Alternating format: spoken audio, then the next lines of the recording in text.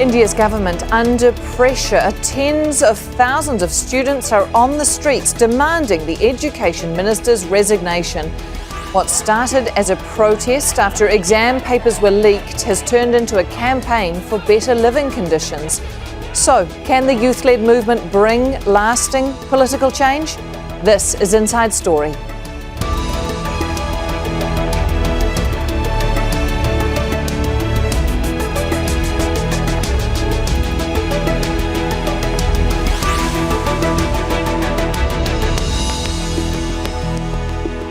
Hello, welcome to the program. I'm Anna Burns-Francis.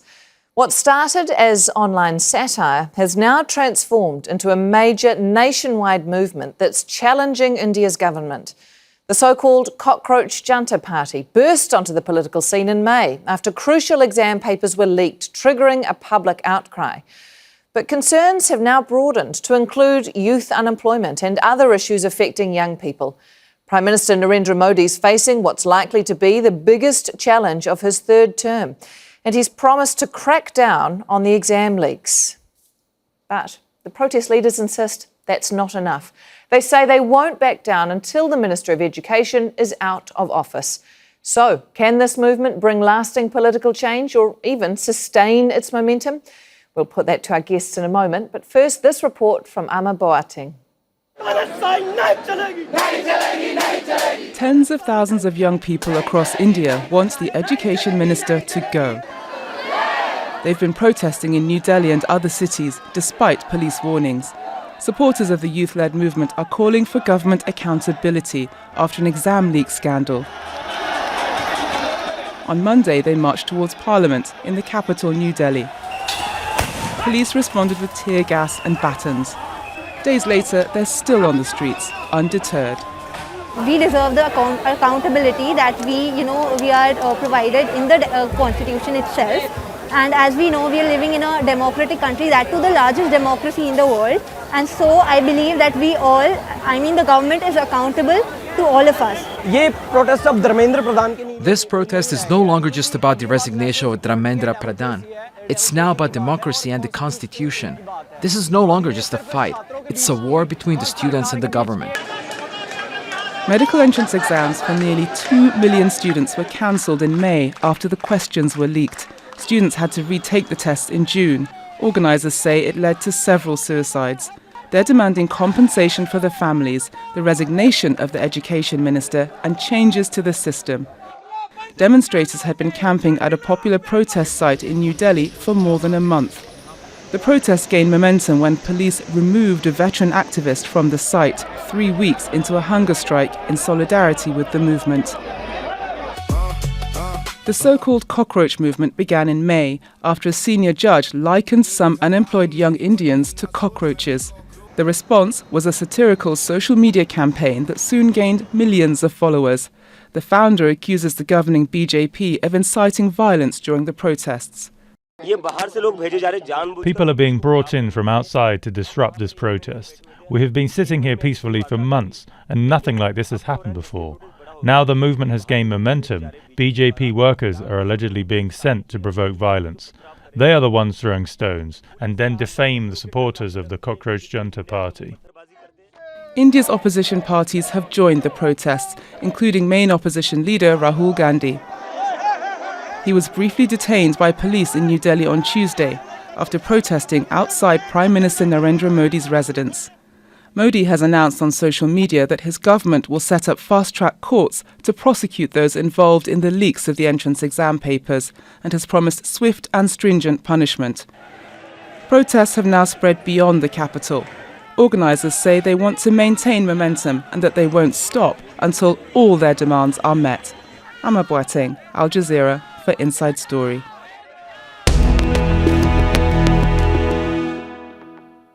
Let's bring in our guests now. They're all joining us today from New Delhi. Amulya Dhawan is a political science and sociology student at Ashoka University and a media volunteer with the Cockroach Janta Party. MK Venu is a founding editor of The Wire, a non-profit digital news and opinion website. And Yamini Ayar is a visiting professor of practice at the Watson School of International and Public Affairs at Brown University. Thank you all and a warm welcome to the program. Amulya, I'll start with you. The CJP's motto is a political party for the people that the system forgot to count. What does that mean to you? Of course. Hi, thank you so much for having me here to start with. Also, I've been a volunteer with the Cockroach Janta Party, and I'm here in my personal capacity as a student protester who has been at this protest side for the last 5, 6 days.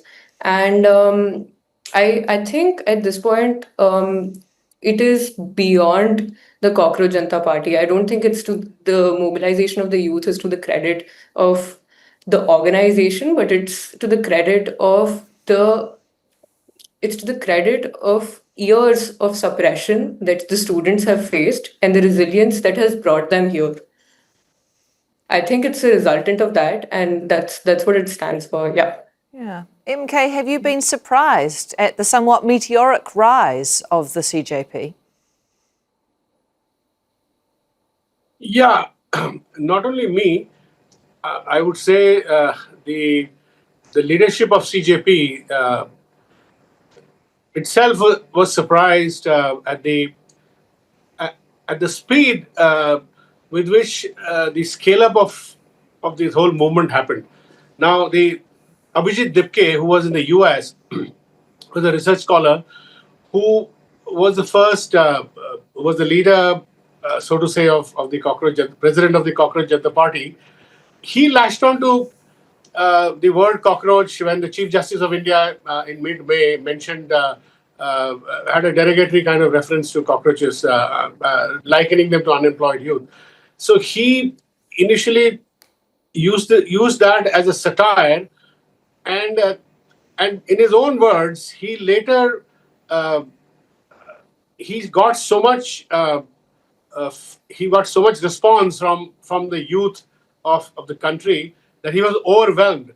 And when he landed in Delhi last month, I must say this in his own words, 2 days before landing in Delhi to go to Jantar Mantar, where the site of the protest, he said that they hurriedly created a website, and that within 48 hours of 72 hours, according to him, the Instagram had 20 million plus, participants.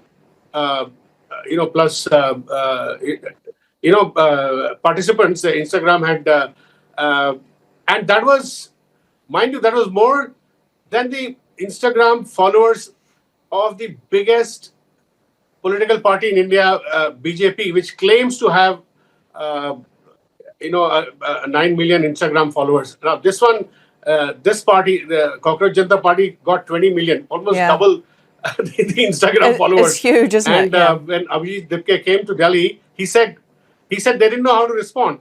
They didn't have the wherewithal, they didn't have the organization. So here is the surprise. So for the first time, I think this is unprecedented in India. Without a physical organization build-up, political scientists would, of course, would analyze this more closely. Without an organization built up, within a month, they could mobilize 100,000 people in Delhi and maybe across India, another 50, 70,000 people. They all came on their own, and there was no organization, as I said. And even today, they feel overwhelmed because they don't know what to.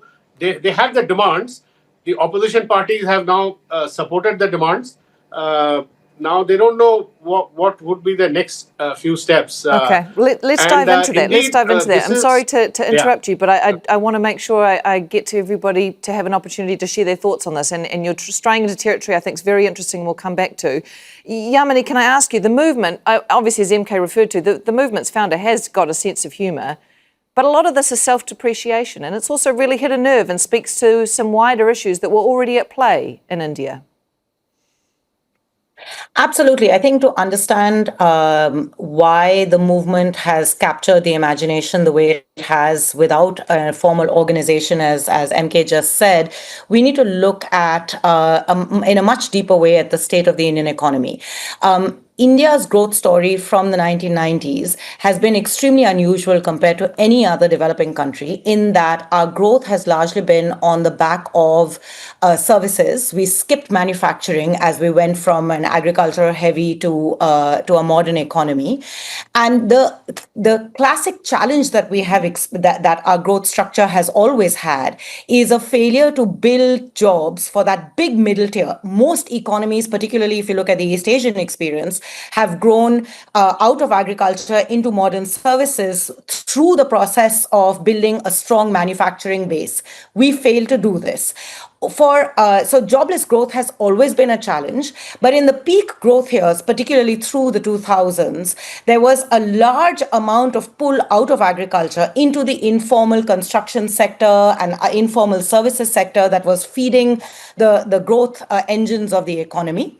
Those have slowed down significantly, partly due to exogenous shocks like COVID, but significantly also due to economic missteps that we have made in the last decade or so, including demonetization of our of peak currency in 2016 that affected the small and micro enterprises where the bulk of India is employed. At the same time, a growing economy with a demographic dividend, median age in India today is 28, is also an economy that is hugely aspirational. Our youth want more than jobs in agriculture. Since 2017, data show that we've had a structural kind of reversal. More jobs are being created in agriculture than they are in manufacturing, trade, goods and services, and so on. And this young population who has done everything that they can to educate themselves. If you look at overall cost of education, there's been a huge increase in private expenditure on education in India, especially in the last 7 to 8 years, pacing faster than inflation, which gives you a sense of how much India is aspirational and how much it wants to educate itself.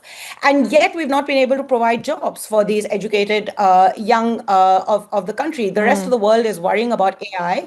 We have had this problem way before AI has taken jobs away or is threatening to take jobs away. 40% of university graduates between the ages of 15 to 25 do not have jobs. So there's been a big frustration. And this frustration actually bubbled up much before the Cockroach Janta Party. If you look very closely at the data from the 2024 election, which the BJP and Prime Minister Modi thought was sealed up, in the states that in the northern state of UP, which is one of India's poorest states, but also the home of the sort of political, ideological experimentation of the BJP, the Hindutva majoritarian ideological experimentation. The BJP in 2024 shocked itself by doing remarkably badly and losing a significant number of seats. One of the reasons for that, when you look closely at the data, is that they lost a part of the population that was most deeply affected by economic distress. So this has been there. It's been boiling over for time. And the Cockroach Janta Party became this catalyst. The satire of Cockroach cannot be ignored. The fact that a sitting Chief Justice of India, the Honorable Chief Justice of India, makes a off-the-cuff remark about the unemployed Indians as being cockroaches kind of became a way to express the anger of the youth. And that's what we are seeing spilling out on the streets. The failure of the examination system is a symptom of a broad breakdown of the education system and an economy that has simply never been able to deliver didn't find an alternative pathway for the bulk of India. This is what we're seeing today. And the last thing I want to say on this is that what's really important for us to recognize, this is at one level not surprising because of everything that I have said to you. It is also very surprising because up until recently, the authoritarian tentacles were pretty deep, and there was generally a broad sense of fear and silence.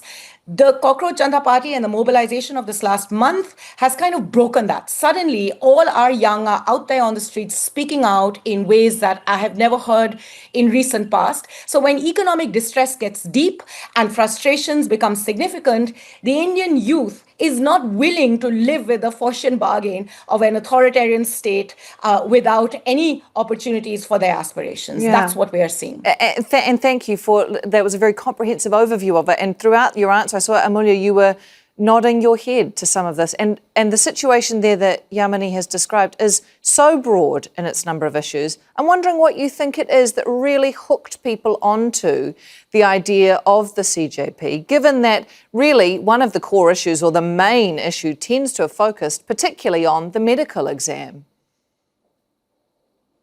Yeah. So I absolutely agree with Professor Yamini on a lot of things. As a student of political science, I have also tried to understand these issues from an objective empirical lens. And what we're seeing right now is the youth. They're speaking out because of years of being given the promise of meritocracy and understanding the concept of living a successful life based on vertical alleviation, which will happen through meritocracy and examinations. Our entire education system depends on it and relies on it. If you're from a slightly marginalized background in this country, you have to give examinations in order to attain a successful life for yourself. And now that we think about it, all of these bureaucratic structures which control these systems are centralized now. These students have been working for 2 to 3 years in order to pass an exam, in order to go to an institution which will promise them social and economic alleviation.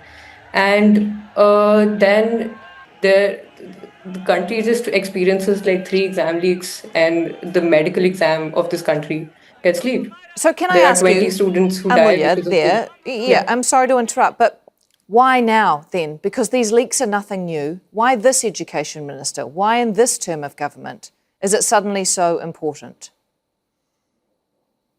I think a good way to answer that would be to realize that these students got frustrated and there was a platform that existed to talk about how funny and how satirical our lives have turned out to be. It's a comment that it was the comment that the CGI made. It's a comment that's so it's insensitive but it resonated with so many people. That was the intention. That yes, we feel like we are cockroaches, we don't have any opportunity to alleviate ourselves. That's so true. And the uppermost individual of the judiciary, when they say that in an official capacity, when they're hearing a case about the NEET leaks, it resonates with you because you realize that you are living the life of a parasite, and that the value of your life has been restricted to going to work, coming back, or trying to gain admissions into a university where the system is already like the vertical ladder uh, that you're trying to climb in order to secure a nice life for yourself. It's And a better already rigged, future. and there's nothing but satire that resonated with us because there was the margin of hope that was created was so little. And I think that people find resilience and strength when satire gets involved, and there are so many people who are in a feeling of distrust and dissent and collective agony that is being experienced because of our apprehensions about our future. And I think it found a platform for that. MK, can I ask you, given what Amulya has just talked about and described, about the feeling that runs through the age of her contemporaries and her peers who are going through these enormous life changes and challenges, and then we look at the response that the government has had. The first attempt was to, in some ways, almost could be described as trying to crush or to quell the movement or the CJP's rise, trying to label it a national security threat, trying to block its social media. Now we hear Narendra Modi promising nothing is more important than the welfare and future of our youth. What do you make of the government's attempts to deal with the protesters, to address this issue, to bury their head in the sand? What is the approach they've taken, and how is that changing or not? See, I get the feeling that, number one, why did it happen now? Now, as Yamini said, this has been in the making, right? So this government has come across to millions of our young youth, has come across as very arrogant, authoritarian and paternalistic. So this this cumulative kind of frustration was in the making for all the reasons that Yamini also said. No jobs, every institution, whether it is, judiciary, whether all the institutions that kind of act as channels of democracy were getting subverted in the eyes of the people. They're getting subverted, but there was a lot of fear, and in my view, because of the fear, there was no reaction. But for some reason, fear suddenly collapsed. In fact, fear is now running in reverse gear. It is going from bottom to top. Earlier, fear was top down. And even the Prime Minister and this government is surprised because their playbook so far was they were very complacent, arrogant, that they can handle any movement, whether it was farmers' movement in the past or whether it was CAA citizenship movement against the new citizenship law. They were confident of quelling the movements within no time using a certain set of instruments, coercive instruments of the state. But now, Prime Minister Modi himself is very surprised at the scale at which this movement, scale at which it grew in merely about 2-3 weeks. And imagine 100,000 people around Parliament. They had to shut down the Parliament doors on the 20th. There was that level of apprehension. And now, belatedly, the Prime Minister is saying that he is willing to set up fast-track courts to punish all those guilty of criminalizing or abusing the examination system. But it's too little too late, because by now they are seeking not only the resignation of the education minister, they are also seeking an apology from the Prime Minister. And perhaps I heard many placards saying PM's resignation is also probably on the cards. And there's been a hardening of stance. And as we speak, today, some new measures are being taken, coercive measures, to get them out of the Jantar Mantar. But my feeling is, when they try to remove activist Wangchuk forcibly from that site, the number of the activists, number of people who came in support multiplied. Then when they resorted to brutal violence against the students, it further multiplied.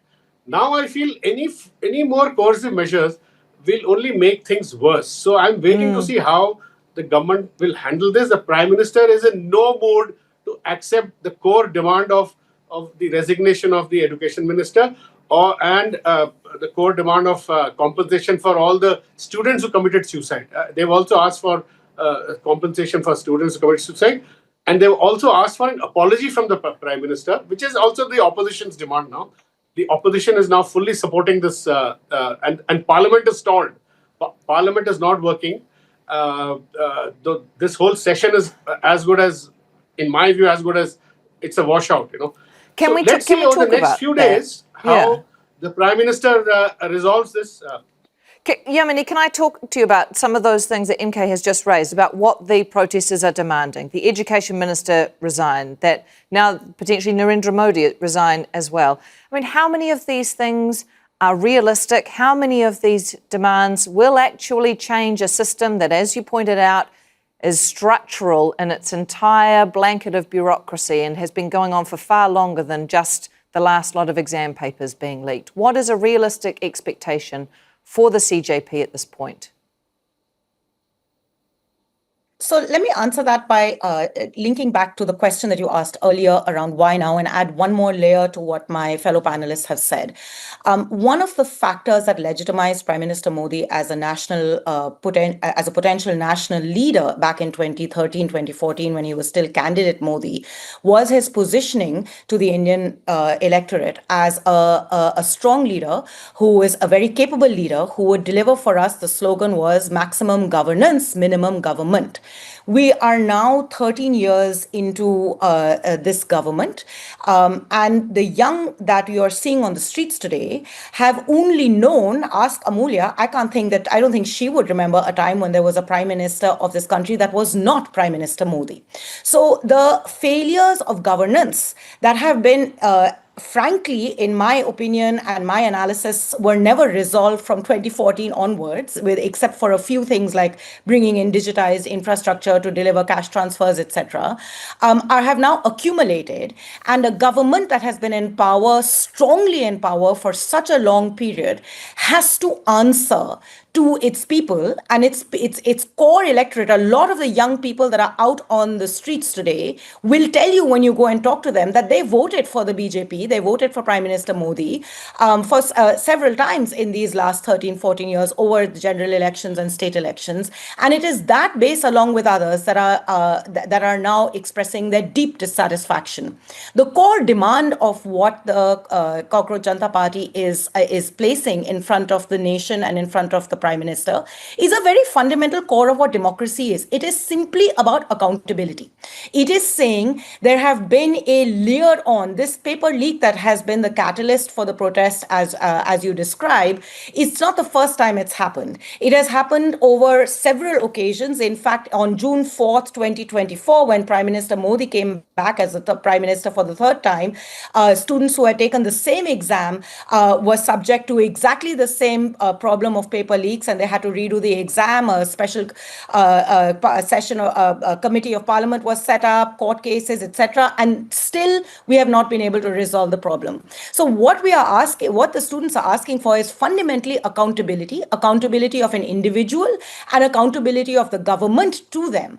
And the hubris that the government has shown over this last month or two of choosing to use its old playbook. That old playbook was take protesters, cast them as anti-national, find aspects of the interest groups that they represent. So with the religious minority in the citizenship law, protests, Muslims were demonized during the farmers' protests that the farmers started on the back of farm laws that were seeking to deregulate agricultural markets in India. The farmers were kind of also demonized in different ways, including to say these are elite farmers who represent vested interests and want to stay entrenched. How do you do this with students? That's the puzzle that this government has suddenly confronted, because these are people across caste, across class. They don't represent any specific interest group. Many of them are people who, in fact, voted for the Prime Minister and his party. And it's hard to demonize. And these are people who, and that's where the link to the satire of Cockroach matters. You asked why now these are old structural problems. It's been boiling over, but the satire becomes an opportunity to allow the pressure valve to just break. And everybody is out there drawing on that satire to speak their minds. Satire became a means to break the boundaries of fear. And the young have social media and Instagram in ways that I simply cannot understand. And that's also been a way too old for that. To spread the message, Yamini, I'm so sorry. Give me the Gen Z link. We have run out of time. Yamini, I really appreciate you joining us, as well as MK Vinu joining us as well, and Amulya Dhawan. Thank you all for joining us on the program today. And thank you too for watching. You can see the program again anytime on our website, aljazeera.com. And for further discussion, go to our Facebook page, facebook.com/AJ Inside Story. You can also join the conversation on X. Our handle is @AJ Inside Story. For now, that's it from me, Anna Burns-Francis, and the team here in Doha. Al Jazeera's coverage continues in just a moment. Stay tuned.